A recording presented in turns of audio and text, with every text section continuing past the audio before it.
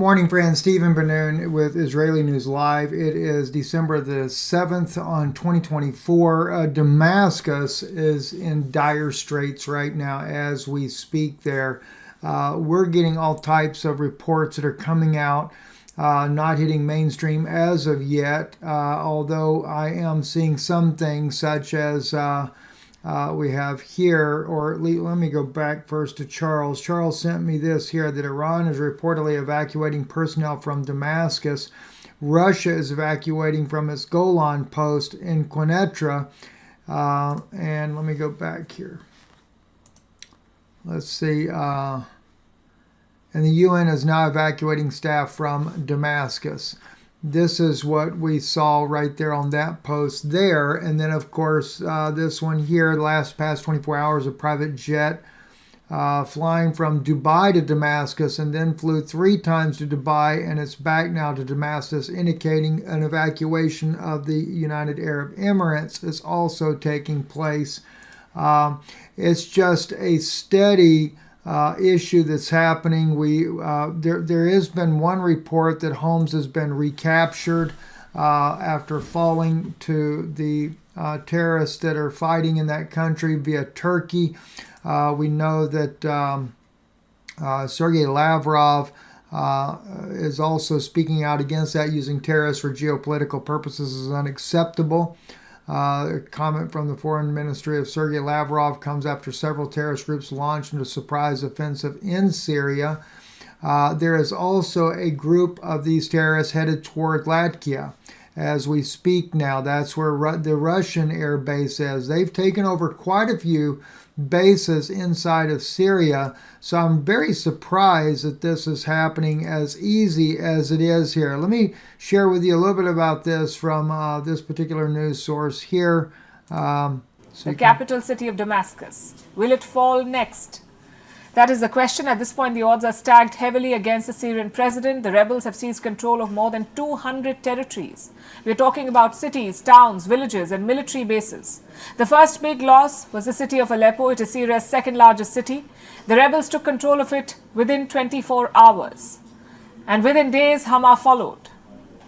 Rebels could be seen celebrating openly in the streets after that.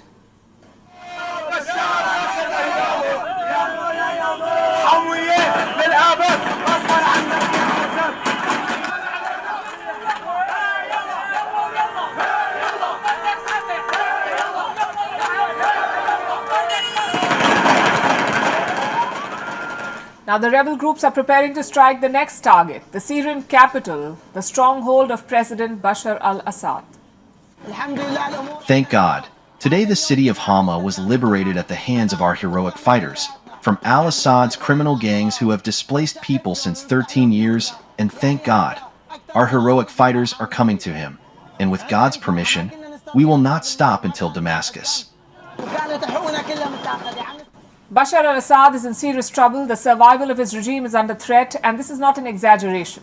Just look at what's happening on the battlefield. For 13 years, Assad has been fighting this war, pushing back against rebels and terror groups. He never got a consummate victory. In all these years, he's not managed to completely defeat his adversaries, but he did contain them and clung on to power by confining the rebels to small pockets of territory. Until 10 days back, he was in control of 60 to 70% of Syrian territory. Different rebel groups controlled the remaining land, about 1/3 of Syria. But in the last few days, this map has been changing. 5 years after the defeat of ISIS, the rebels have regrouped, they have revived this conflict and weakened Assad's grip on power. His military was his biggest strength. He had loyal soldiers who enabled him to remain in power and in the president's chair. But now the military is being tested and outmatched. The losses in Aleppo and Hama say it all. The rebel group HTS has managed significant gains. That's the Hayat Tahrir al-Sham, HTS. It is the largest group of rebels with more than 15,000 fighters, according to some reports. We'll kind of pause it there. I'll put a link in the description below for you for this news clip here on the situation that's unfolding over in Syria. And besides that, we also have the crisis in Ukraine, which is getting greater and greater, not just Ukraine, but for the entire European Union. It's one reason why I kind of wonder, as Israel is pushing to overthrow Damascus, working with Turkey. And we know that Erdogan, the president of Turkey, is really just a puppet master inside of that government there. I mean, he worked with the CIA, with Hillary Clinton, as they smuggled sarin gas through Turkey when Erdogan was not even prime minister at that time. But he was able to get that sarin gas inside of Syria and use on the people of Syria, which made it look like Assad was gassing his own people. That, though, was in parts thanks to a former MP of the Turkish government that helped expose that information. And, of course, Erdogan has had it out for that group ever since then. You have to go back to the history files to look at that one there. Now we have, according to Sputnik there, that that Putin is making an agreement with Lukashenko for Belarus to get this new latest weapon system that Russia has developed that they are now showcasing, and they actually used it inside of Ukraine just recently, showing the power of this type of weapon. It can be made nuclear, although it's not nuclear as of yet. But this missile here makes his hypersonic missiles look like they're slow, going, if I remember right, 15 times faster than the hypersonic missiles. These are ballistic missiles fired from within Russia. I want you to see just the type of power that this has. And of course, the question is, too, is will Russia end up using that inside of Syria to stop this advancement, or is Russia planning on allowing Damascus to fall? Let's look at this. 15 minutes from the Astrakhan region, traveling at a terminal velocity of over 11 Mach, 13 kilometers per second, make it 3 times faster than the well-known Kinjal missile. 3 times faster, my apology on that there, but just looking at this footage here when it Terminal hit Ukraine, velocity of over 11 Mach. That's like insane. But even 3 times faster. I mean, that's why you see this thing come down so rapidly. I mean, I think it's, I know what it was on the 15 now. It's 15 minutes from the time that it was shot off from somewhere deep in Russia to be able to hit the target in Ukraine. Was there within 15 minutes. This is really, really crazy when we're looking at this type of technology. And of course, one missile had 6 warheads. And just imagine what that would do if they were nuclear warheads. Putin says that this missile has the capability of doing damage like that of a nuclear bomb without a nuclear reactor on there. Let's see here. I've got somewhere I had a video of where he does talk about this. I think it's right. This one here. Let me just see.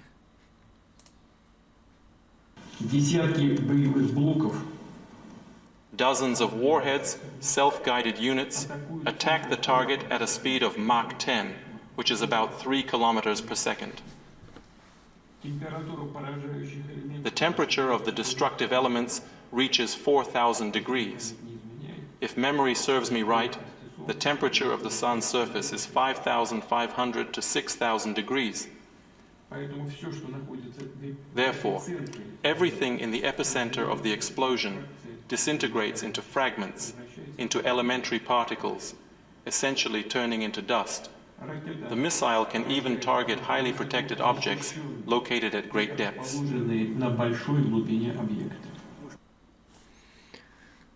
So Putin in another video, and I'm not sure, let me see, I can tell you almost quickly though. Hang on one second, my apology there. I want to be able to get there back to where he actually shows, or where he speaks about the intensity of this weapon there and what it's able to do. I guess I did not keep that video up. My apology on that there. But anyway, he does talk about that it has the capability of being like a nuclear bomb dropped without the contamination. And basically saying that he used this as a warning to the West of what Russia's capabilities are. And really, it seems that Russia more and more is turning towards these nuclear weapons that they have the capability of using, not nuclear, but these hypersonics and more advanced technology, using those on the war front footage there because of more limited forces than the rest of the world. Naturally, the U.S. and Israel, along with Turkey, they use so many different terrorist fighting factions in the region, like ISIS is once again being reunited to overthrow Syria. So Syria is falling, and unfortunately, this may be its last moments. I don't know if Russia and Iran together could pull it off or not, and I'm kind of doubting that they could at this point. It is pretty much inevitable, as I shared with you yesterday from Isaiah's prophecy. Actually, you know what I'll do instead of going there? I'll just take it right from the King James Version there. I have actually shared so many times, but even on this one here, some of the verbiage here is a little bit better than when we are looking at that in the Hebrew language. But Isaiah 17, where it speaks about Damascus falling, becoming a ruinous heap, how that it basically becomes an end. I don't know how I ended up over there and not where I meant to go. But it becomes a ruinous heap. And the thing is he even shows you who is responsible for this. When we go right here, it says, "In that day shall his strong cities be as a forsaken bow." And that's what's happening. Aleppo, Homs, over 200 provinces have fallen in just the last couple of weeks here. And an uppermost branch which they left because of the children of Israel, and they shall be a desolation. I mean, you can't get any plainer than that when Isaiah prophesies about the fall of Damascus and tells you who's responsible because of the children of Israel. There it is right there. And this is, Damascus is taken away from being a city and shall be a ruinous heap. And when we say ruinous heap, that doesn't necessarily mean that they go in there and annihilate it with bombs, but all this different artillery in the fight that no doubt will happen, it's become nearly a ruinous heap anyway. It's much like what Gaza is a ruinous heap at this point. But it ends the fortress for Ephraim when the kingdom of Damascus falls. In other words, the Christian community that's been protected there for the last 2,000 years will come to an end. And God puts the charge not only to the children of Israel, but he also, and indirectly, it puts it towards those that believe that Jesus Christ is the Messiah, as he says, because you have forgotten the God of your salvation and has not been mindful of the rock of thy strength. That is Jesus Christ, because he is the rock, as Paul mentions in the New Testament. Anyway, I'm Stephen Ben-Nun. You're watching Israeli News Live. Listen, the way wars are coming there, you might want to seriously consider visiting our website, IsraeliNewsLive.org. And on our website there, you can easily get an EMP shield. Just go right there, click there, use the INL 50 code to save $50. That would be in the event of an EMP strike. Of course, it's also great for lightning and other things. The company often has sales going on. I don't know how long this sale is going on right now, so it's a perfect time for you to be able to get that and save a little bit of money on it. Not to mention using the INL 50 code will save you an additional $50 on your purchase there. War is no funny game. It's a very serious issue. And at this point now, with Trump not in office as of yet, and I can't imagine he's going to bring all these wars to an end either. And if he does, they'll probably shout that he is the Messiah, sure enough, both Christians and Jews then. The Jews are already starting to say that he's the Messiah. But that Messiah, according to Jewish belief, is to bring about the war to defeat all of Israel's enemies. And it appears very much that that is taking place. But just know, you do it against what the Word of God warned about. All right? It was not God's will for that to happen. I'll do a special teaching on that once again. I've taught on it before. The covenant of Laban and Jacob that they made. And Laban was the Syrian. And that covenant has been violated. And more so, it has been violated by Syria before too. But especially by Israel. I'm Stephen Ben-Nun. You're watching Israeli News Live. Good afternoon.